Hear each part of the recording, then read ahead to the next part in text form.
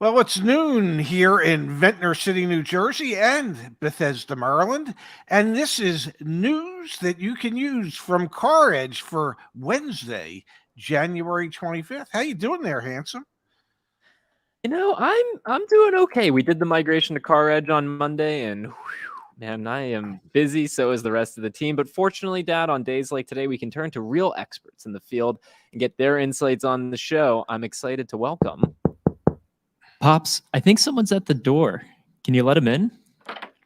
Oh my God, it looks like Brandon from Car Questions Answered. Welcome, Brandon. What's up, guys? How you doing? Oh, we're well, and you? The family is sick right now, but we're getting through it. So we're on the uptrend. So we're feeling a little bit better today. Good to hear. We like the way that sounds. Pops, I just want to pull it up on the screen. If you are unfamiliar with Brandon's channel, please, it's the top link in the description. We became familiar with Brandon's videos because of community members like yourself viewing, sending them to us maybe like a month or two ago. Got in touch with Brandon, and he is an incredible resource for our community. So please, if you have not subscribed to his channel, if you're not watching his videos, you need to. We're going to spend some time with Brandon today talking about what is going on at the used car auto auctions. And for some perspective here, just so everyone understands, for some perspective, Brandon deals with vehicles that are typically under $5,000, $10,000, that price point. So he provides a really great perspective for us because, Dad, we typically talk about much more expensive vehicles. So, Brandon, we're thrilled that you can be here. Please check out the channel. And let's kick it off with this. What's going on at the used car auctions, Brandon? So what I've been seeing is that it seems like there's just a slow grind down in prices. What we're seeing a lot too is a lot of these no sells.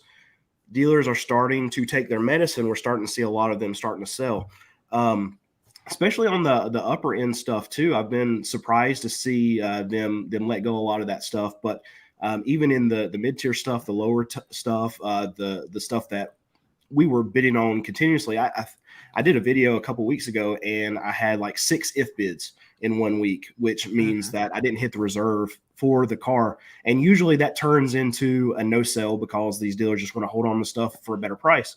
And in that auction, actually, we got called the next day, and we got 5 of them. So that's a great sign for us. I know it's a one small little segment, one little week, but it's a big turning point to see a lot of these dealers start to sell cars. So that means you're going to start seeing the prices of the data that's just coming in come down because the cars that they were holding on to that were keeping the prices elevated, now that they start dumping them, they're going to get actual auction prices on these vehicles, and the data should start coming in that it's started trending down as far as wholesale level. Brandon, if I may, why do you think that these dealers that had been holding on to those cars as long as they had and refusing to sell them, why do you think they suddenly came to their senses?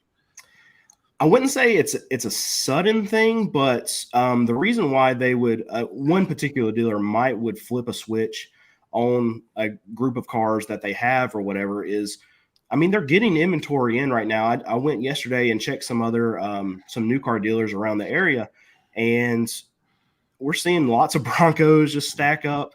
I mean, they were crying for these things a year ago, and now they're starting to get them in, and they can't sell them. So as they have lot constraints, as they have any of these interest payments coming up, they got to start freeing up some capital. They got to start freeing up some space. So, and I mean, running these cars through the auction every week is not free. So they got to dump them at some point. I have a follow-up, Pretty if I may. interesting. Oh, go ahead, Pops. I'm all ears. Well, my follow-up is, how much do you think some of these dealers lost by waiting as long as they did, and not having accepted the highest bid maybe 5 or 6 or 7 weeks ago? Was there a monetary loss that they incurred by being somewhat stubborn? I think so. I think if I just had to guess on a percentage, I would say somewhere around probably 20%, because I would guess that the market's probably dropping somewhere around 10-ish% on the wholesale side about every month right now. So that would be my guess. Obviously, I don't know because we don't know how much they had in the card, but that would be my assumption. Cool. Thank you. And that's what I think is really interesting, because you look at the data from Black Book or you look at the data from Cox Automotive, and I think they only tell one part of the story, which is, Black Book this week showed that there was depreciation again at the wholesale market's great. They showed that there was an increase in the sales rate. It was 1 percentage point from 45% to 46%, still tons of if sales. Although they did have commentary this week that a lot of those if sales were on Teslas. So that makes a lot of sense. But you look at the Cox Automotive data, Pops and Brandon, and what does Cox Automotive say? Well, they say that wholesale used car values are ticking back up. It's like, there's no way. There's absolutely no way that's happening. So I think it's important to look at like what these big companies put out there. And then it's also important to talk to folks like yourself, Brandon, who are at the lanes. Like, we have many members of our community who are doing the same thing. And it's awesome to hear from them what they see happening. Because like you said, you had 6 vehicles that were on if sales, and 5 of them actually ended up coming through. The reason those came through is because the dealer ultimately, the person who owned the vehicle ultimately said to themselves, it makes more sense to take this loss today than to wait another week and see that loss tomorrow. One thing that could influence this is tax time, tax season.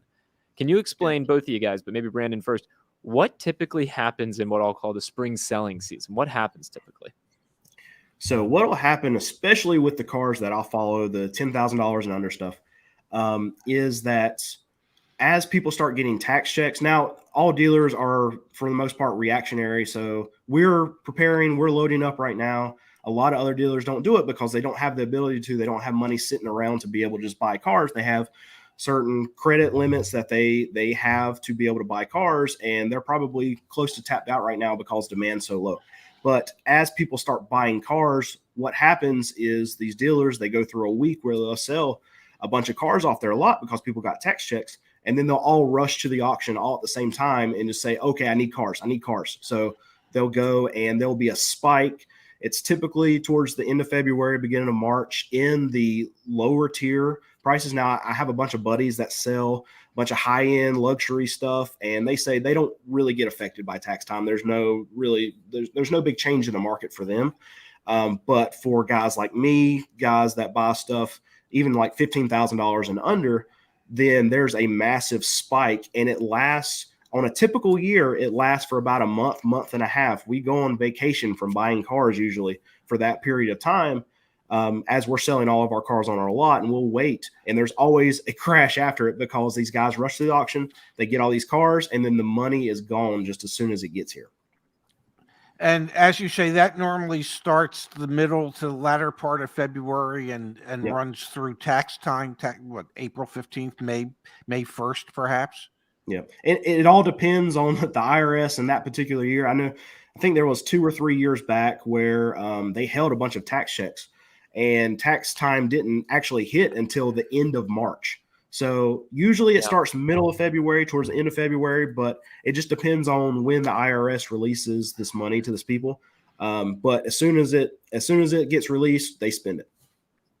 And, I one story I can share, Zach, is that, many new car dealerships will actually help people prepare their tax returns and at the time have them direct the refund back to the dealership as their down payment so they Are can you serious? Oh, absolutely. There are used car dealers that actually have tax offices set up in their used car dealership so people can file their taxes and they can go ahead and get their direct deposit, just forward it straight to the dealership. Yeah, I mean, dealers are no fools. They figure out every avenue they can in which to help people get into a car. And one of those ways during tax season is to have tax preparers in their facilities to help these people with their tax returns. So as Brandon says, they can get the direct deposit sent directly to the dealership, and the dealership will send them home. Show me the money. That day. Show me the money. So one thing that happened a couple years ago in North Carolina, and that it stopped after that, but I think a lot of this is coming back, is they would do these tax time loans. So you could go get your taxes filled out at these companies, these big tax companies, and they would actually peel off 25% of what your return was going to be and go ahead and cut you a check right then. So there was 1 year, like, we started seeing tax time start in like late January because these people were going to go ahead and get money. Now they've since outlawed a lot of that because it was very predatory. But there's all kinds of things that they find loopholes around or whatever, and give people gift cards or whatever for getting their taxes done, just so they can get a piece of that before the people that don't need the money taken out of their tax return come and find them. Wow. Go ahead, Pops. I was going to say, you know what I think I see in our future? The CarEdge tax preparation services. No, man. No way. No way. Absolutely no way. All right, let's go to the chat here for just a quick second. We had this thoughtful contribution come in from Clear It Junk Removal. Interesting channel name. I'm in the market for a heavy-duty truck. Can you talk about that market a little bit? I don't have a lot of insight into the heavy-duty truck space. Pops, do you have any data or any insight onto heavy-duty trucks? And Brandon, I can't imagine you do, but maybe. I've been watching them. Yeah, I can tell you, I have very limited experience. I mean, most of my automotive retail background was with Nissan, Acura, Mini. We didn't have any like heavy duty trucks per se. So, we No. did some cab and chassis in the day, but nothing, excuse me, nothing heavy duty. So I'm not familiar with that market at all. I've been watching a lot of work trucks go through the auction, and all of them are getting no sold. There was a lot of the 2500s and 350s or whatever that we saw going through one of the auctions that I covered last week. And they were running them through, and the sellers were wanting like 30, 35 grand for these particular work trucks. And they weren't even getting bids. So I don't know if that's just something where dealerships don't think that they can sell work trucks right now. But it's very odd for especially a lot of these fleet kind of vehicles to go through and not even have people look at them. Wow. That's really interesting.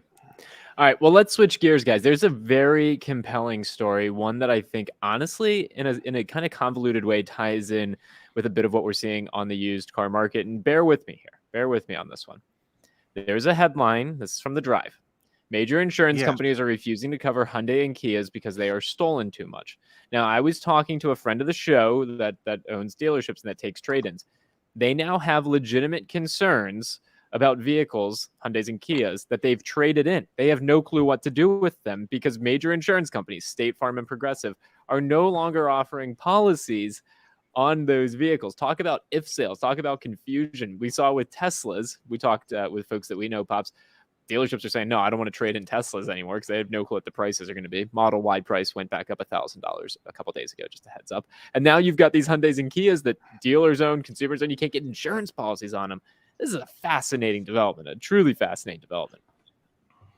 Well, I would say this, the dealer's covered. So if they trade the cars and they get stolen off of their lot, that they can hope that maybe it happens, I don't know. They're covered under their general umbrella policies that they have, but if they could have difficulty selling them to consumers if many insurance companies out there are just no longer willing to write policies on Kias and Hyundais that are key ignition type of Hyundais, because it's the most popular vehicle to be stolen at the moment because, well, it's the easiest vehicles to be stolen at the moment. Are you familiar with what's going on, Brandon? I haven't heard of it. We've never had any Kias stolen. We had a Nissan stolen about a year ago. Yeah, and your insurance company would pay. I mean, it would, but it was like a $3,500 car or whatever, so we just whatever. I hear you. It's actually it's a trend on TikTok of all places, people learning how to steal Hyundais and Kias. So here's the gist of it, Brandon. If your Hyundai or Kia uses a physical ignition key, it can be stolen with relative ease. As we reported, a USB cable is all that's necessary to get away with a new car. It's a costly problem for police in cities such as Columbus, Ohio, and Denver. Insurers in these regions and others have now had enough. Insurance giants State Farm and Progressive are now refusing to insure many vehicles sold by the two Korean auto brands in those cities and others now. So it's just, they're incredibly easy be stolen, and all you need is the right information on a USB, and Is there a year like it starts as far as the models? Let me look here in the article. I know that they had documented that at some point, but I don't know exactly off the top of my head. Seems like it would be the newer ones. Engine immobilizers are now standard on all Hyundai vehicles produced as of November 2021 and have long been standard equipment on all Hyundai vehicles with push-button ignitions. So Hyundai is taking steps to try and mitigate these challenges or these concerns. But there are some out there that this can just happen. And that's honestly, if you're an insurance company, you're taking yourself out of the market for a subset of vehicles, but they're vehicles that, again, are going viral on TikTok right now to be stolen. Right, So right. it's an interesting dichotomy.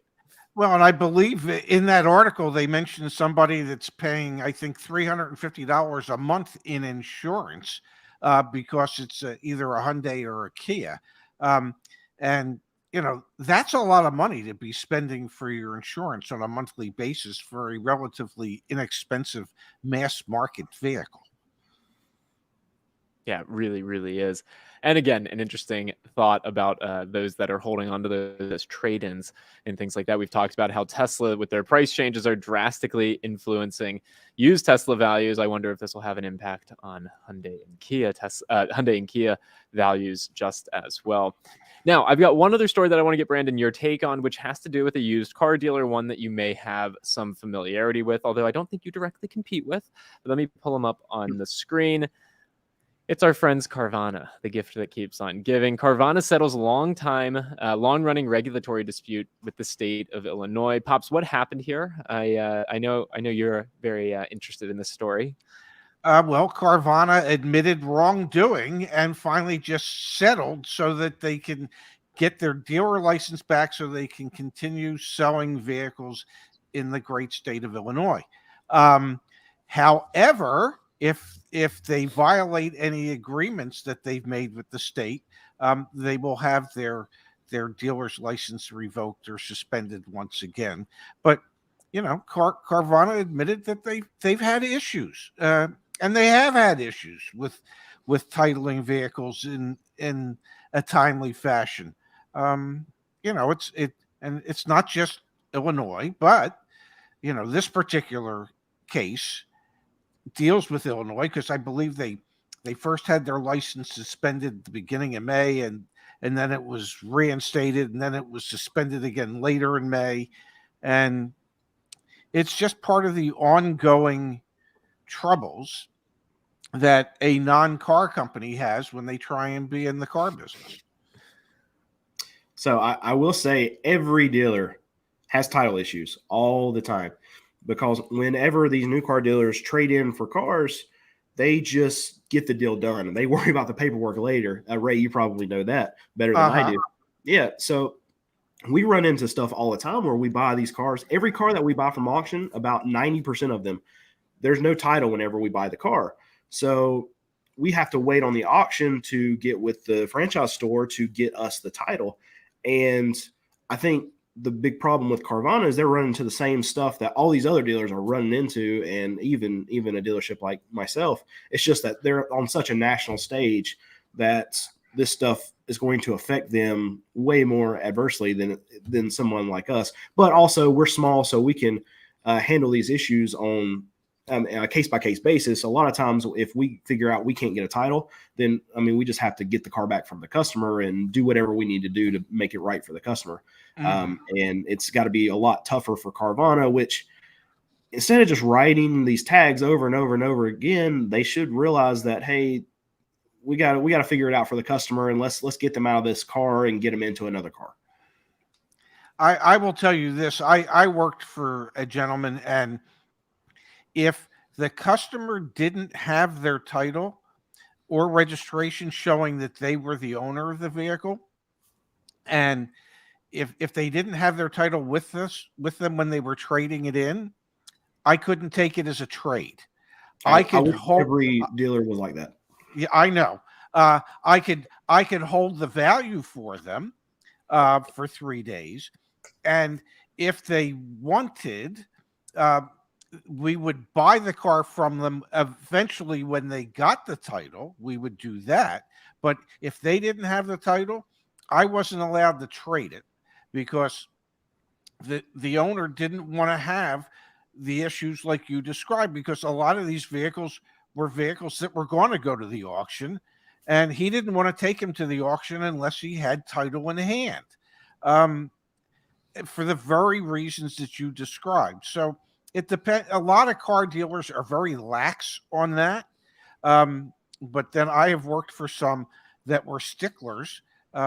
You ain't trading it if you don't have some proof that you're the actual owner of the vehicle. It was just that simple. And you know what? I'm sure we lost a car dealer too, but I had more hair back then. I probably would have lost it quicker had we done it at the normal. That's one of the most stressful things that we have to deal with, because I mean, we're selling these cars. Sometimes the customers, and in North Carolina, we can actually sell a car to a customer before we receive the title from the auction. There's extra forms we have to fill out or whatever, but then we're on the hook with this customer to be able to say, hey, I'm going to be able to provide you a title within 60 days. And if we're not, then we have to make it right with the customer, however we need to do it. We've got here from Jerry in the chat. Heat sheet is part of any dealer's manager meeting to discuss title issues daily, weekly. Yeah, sounds about right. And we've got here from Andrew. Every state's different when it comes to title laws. So, for example, the problem here in Michigan is it's illegal to even list a vehicle for sale without a transferable title. And so you can start to imagine, if you're a multi-state online car dealer trying to operate in all 50 states, and every state processes and handles titles differently. There is no federal clearinghouse for titles. The challenge has become very cumbersome very quickly, versus, Brandon, what you were describing, like, hey, you know your home state, you know some of the issues you're going to run into.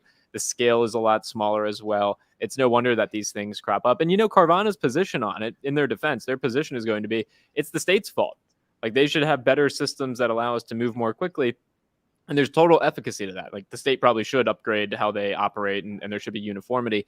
However, you still can't break the law, and they have a pattern of breaking the law. And then you end up with customers who are in situations where they own vehicles, but they can't drive them. And that's just a terrible, terrible situation for everyone involved.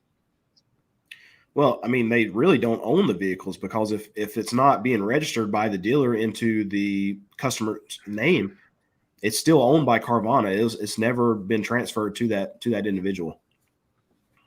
Exactly. Carvana's issues go deep, much deeper than they should. But it is, part of it is, you know, trying to sell cars in all 50 states. It doesn't make it easy, but it doesn't excuse you from not figuring out the processes so that you can do it in the time frame that each state has set up for you. It's a lack of caring in my mind. Growth before all else. All right, Pops, let's remind everyone, Brandon's YouTube channel is over at Car Questions Answered. Please, we encourage you to go check it out. His videos are incredibly educational, incredibly informative. You can see I watched his most recent one here. Many car dealers will go under. Dealer explains why. Please go watch Brandon's videos, and please engage with the Car Questions Answered channel. We appreciate Brandon being a part of our Wednesday shows. And I think after tax season, we'll try and get Brandon back on the show to hear how things went. But Brandon, thank you for your time as always. Thank you for being here, and all the best as you stock up on cars for tax time. Go ahead, Pops. All right. Thanks, guys. I really appreciate Can I ask, Brandon, can I ask you one last question? Yes, sir. I remember you were tracking a Corvette through the auctions. Did that thing ever sell? It sold, and it sold for, I think it got no sold for like 7 weeks in a row at $45,000. They finally put the right two buyers together. I guess it was, it brought 46.2, I think. Wow. And that's what they sold it for. But the thing about it is, if they would sell it for 46.2 at that time, you would think on a $45,000 vehicle, $1,000 is not going to really make or break the deal. So I'm thinking that they probably just got to a breaking point, and they just got lucky and got an extra $1,000 off of it that 1 week that they were ready to go with it. So that's my take on that actual Corvette. I still think somebody probably should have gotten fired over that thing, and they probably lost. They probably lost a lot of money on that car. Well, sure. Having it sit there for 7 weeks, I mean, it's certain you're still paying for it, and it's certainly not on the market when you're doing that. So, yeah, that's crazy. I'm glad we could find out what happened to that Corvette, because I was very curious. Brandon, thank you so much for being with us again today. All right, I'll see you guys next time. Okie doke. Take See you, care, Brandon. Brandon. Hope everybody's feeling better soon. I appreciate. All right, Pops, it is back to the two of us. And yeah, Car Questions Answered has over 50,000 subscribers. Congrats to Brandon. Yeah, awesome content. It's really cool meeting people in the community. And we have relationships with quite a few folks on YouTube. And you meet some that are really, really quality people. And the more you learn about Brandon and his mission with his dealership, the more you just can't help but want to be associated with the guy. So it's awesome to have him as a resource to share some of those insights with us, Pops. We've got two other. Yeah, we've got Mrs. Car Questions Answered. This is like the car care nut. You know, Dad, on the car care nut, you've got AMD, and then you've got Mrs. Car Care Nut, Ahmed's wife. Yeah, that's what I'm feeling like right here. We've got round two. We got two other stories, Dad. You up for two more stories, real quick? I can do one more story today. All right, here's the deal, folks. We got to hit the button then. Really? You gotta be kidding me. All right, Dad, you ready for this? The world of autonomous vehicles, they are coming for you. But we had another roadblock. Yeah, another Cruise autonomous vehicle roadblock occurred in San Francisco.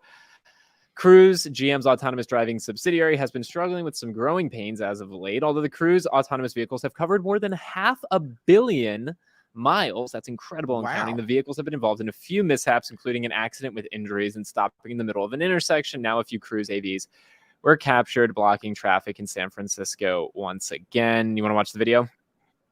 Well, you know, stuff happens apparently, huh? Yeah, they just need a restart, it seems. Yeah. So we've got another example, Dad, of our autonomous overlords eventually dictating. What's your take on this? I love your takes. Well, do you have to shut it down and reboot it? Will that clear the problem? You know my take on autonomous vehicles, and I know everybody out there, well, not everybody, but a lot of people out there go, "Oh, come on, Ray, it's the future. You know, it's going to make things safer." Okay, well, you let me know when that future actually arrives. You know, and I know that maybe I'm not the greatest driver or drive as well as I used to, and maybe an autonomous vehicle could drive better than I do. I don't know, but there's just certain things. You're not prying my hands off of the steering wheel when I'm in a car. It's just if I'm the driver, you're not prying my hands off of the wheel, and I don't want to be in a car that doesn't have somebody's hands on the wheel. So let's go to the chat here for a quick second, Dad. Justice says, I had an autonomous vehicle behind me today. It was uncomfortable. There was no driver in the car. I saw Justice internally talking about this. Pretty wild experience. Although he also follows it up with, you know, what we just saw with Cruise is the least of your driving issues in San Francisco. And sadly, I think that's an accurate statement. That's probably very true. Yeah. Yeah. Well, the future is definitely here in some regards. Dad, we had a contribution come in from David. We really appreciate that. And David's got a question. David. What monetary percentage of the items sold in the F&I office does the F&I manager receive? So I think kind of hitting on like pay plans. You were never an F&I manager, but we certainly know quite a few. So you got a ballpark? Yeah. You know, somewhere between 12 and 18%, depending on pay plans and the way things are structured. And if you hit certain penetration percentages, probably between 12 and 18%. F&I managers are some of the highest paid people in dealerships, usually higher paid than sales managers. Yeah, definitely. Yeah. Now, Pops, if I may, I just want to remind everyone, CarEdge.com, that's where all of our various resources and things now live. And I just want to acknowledge that this week, starting on Monday, when we did the transition from joinyaa.com to CarEdge.com, has been wrought with all sorts of known unknowns. We knew there were a lot of things when we did this transition that would be sticking points and we would have to address them. And I just want to acknowledge and share with everyone that I'm disappointed. If you've had a not so great experience logging in or accessing certain information, please know the team is working behind the scenes as hard as we can. It's, you know, the moment you see us that we don't show up, that's when you can say, hey, these guys, screwed something up. We are here. We're working our butts off. We're addressing things. So please, thank you for your patience, and please continue to have, patience and empathy for us as we do this transition. We're releasing quite a few things this afternoon, and then again tomorrow morning that should address a lot of the issues that we've been facing. So sorry, my apologies. I feel terrible about some of the challenges folks have been having with logging in, and know that we are working our butts off to address them. I'm pretty sure you and your team will get it all squared away. I have great faith in you, young man. Thank you, Pops. I appreciate it. All right, let's come back tomorrow, Dad. At what time? Let's call it, say, noon Eastern, 9 Pacific, with more news that you can use from CarEdge and your hosts, Zach and Ray. So we'll see you all back here tomorrow, everybody. Thanks for being a part of the show today. And Jessica's right. NADA is happening this week. I hope the words CarEdge or Ray Shefska, Zach Shefska, I hope those are uttered at one point in time at the NADA. We shall see. Pops, have a great afternoon. I will see you tomorrow. Thank you, everyone. Thank you again, Brandon. Absolutely. Yep. See you guys. Bye-bye now.